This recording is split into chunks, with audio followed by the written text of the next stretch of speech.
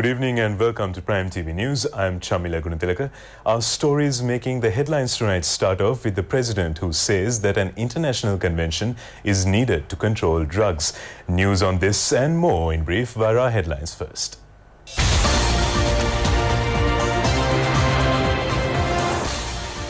The president calls an international convention to control narcotic drugs.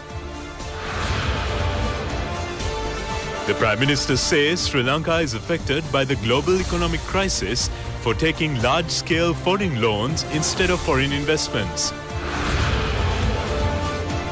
The government takes measures to ease the pressure on the Sri Lankan rupee.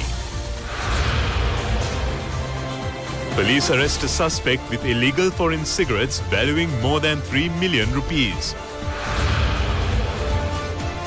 Nearly 400 people confirmed dead after a tsunami triggered by an earthquake hit an Indonesian city.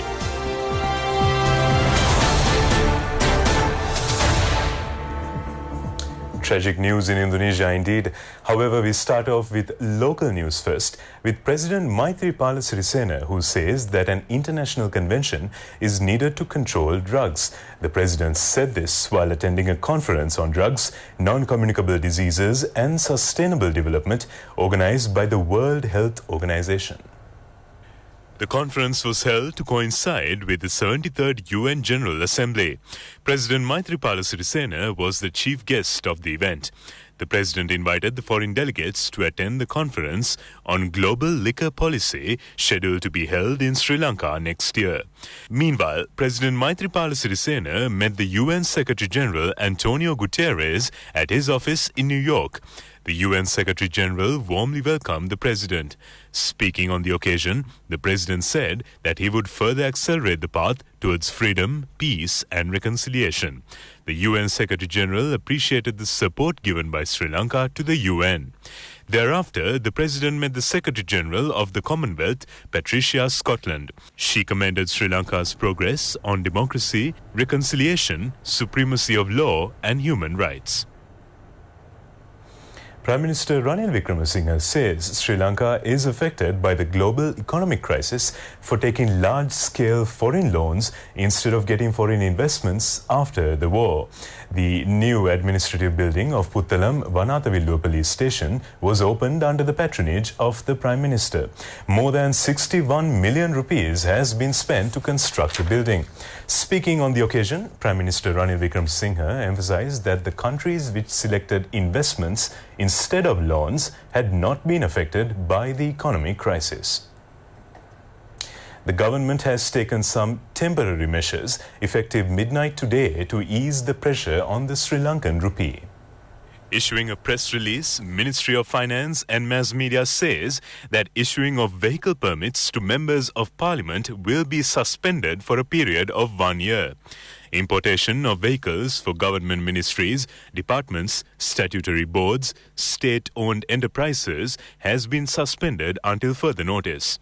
The ministry states that the concessionary permits issued to state sector employees to import vehicles will be suspended for 6 months. No letters of credits will be permitted to be opened based on these permits during this period. Loan-to-value ratio for hybrid vehicles will be revised from 70 to 30 to 50 to 50 basis. Importers of all vehicles will have to keep a 200% cash margin at the time of opening of the letters of credit. However, this will not apply to buses, lorries and ambulances. A 100% cash margin has been imposed on refrigerators, air conditioners, televisions, perfumes, telephones, including mobile phones, washing machines, footwear and tires. The ministry said that the government will continuously monitor the exchange rate fluctuation and take appropriate action accordingly. Still on local news tonight, police have arrested a suspect with 50,000 illegal foreign cigarettes from a house at China Fort area in Beruwala. Police said the value of illegal cigarettes is about 3 million rupees. He has been arrested by the Special Crimes Division of Kalutara. The suspect was scheduled to be produced before the Kalutara courts. Minister Mahinda Amaraveera says that the government will purchase a kilogram of big onions for a guaranteed price of 80 rupees.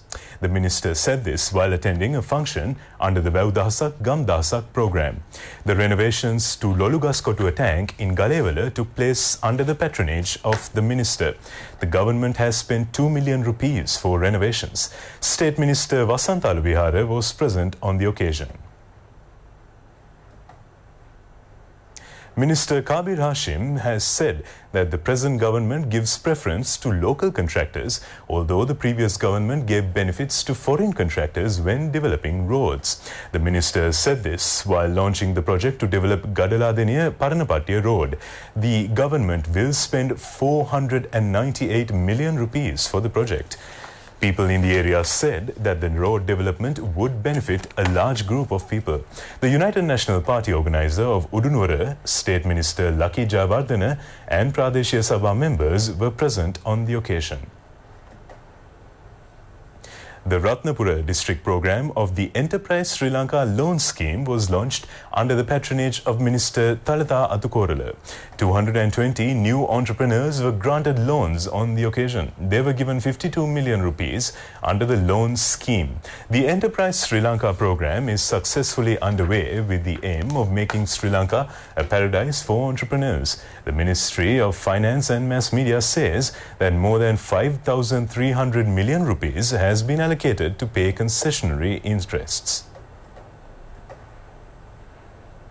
The development of the Sevanagala Suryaveva Road was commenced at a cost of 662 million rupees. Accordingly, the road will be developed from Sevanagala Junction to Mahagama Farm by lane asphalt. The road will be built with 2 lanes. It will benefit many villages, including Hatporua, Suryaveva and Kiri Ibbanara. People in the area said that it would benefit about 25,000 farmer families. 20 estate women have been attacked by wasps at Bhagavantalawa. The wasps have attacked estate workers while they were plucking tea leaves at Bhagavantalawa Bogavana Tea Estate. 20 women have been admitted to Bhagavantalawa Regional Hospital following the attack. Estate workers said that wasps have become agitated after an eagle attacked the nest. Another 11 estate workers who were plucking tea leaves at Bhagavantalawa Loinon Estate have come under a wasp attack this morning. Meanwhile, the elephant-human conflict continues unabated. A woman has died following a wild elephant attack at Polonnaruwa Valikande, Kalingavila area. The deceased, aged 44, is a mother of 2 children. She has been attacked early morning today near her house. She had come out of her house after hearing a noise. The wild elephant had attacked her at that moment.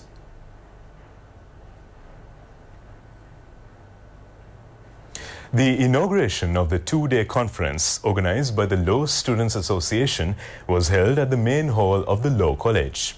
The participants of the conference discussed legal issues and social and political problems related to the laws. The conference also aims to gather law students scattered around the country to one place. A statement will be issued containing the details discussed at the conference later. The copies of the document would be submitted to the Sri Lankan Parliament, the Chief Justice, and the Attorney General's Department. The United Nations officer Kumari Wickramasinghe delivered a lecture on the occasion. Certificates were awarded to members of the association. The conference will be held at the Water's Edge Hotel in Battaramulla tomorrow. Sensational sports action indeed over the past 24 hours with the Russian Grand Prix in Formula 1 and more sports to come up in the next 24 hours to come. In the meantime, we conclude our news bulletin for tonight. Prime TV News returns tomorrow, and in the meantime, you can log on to www.itnnews.lk for further information. I'm Chamila Guntilaka signing out. Good night.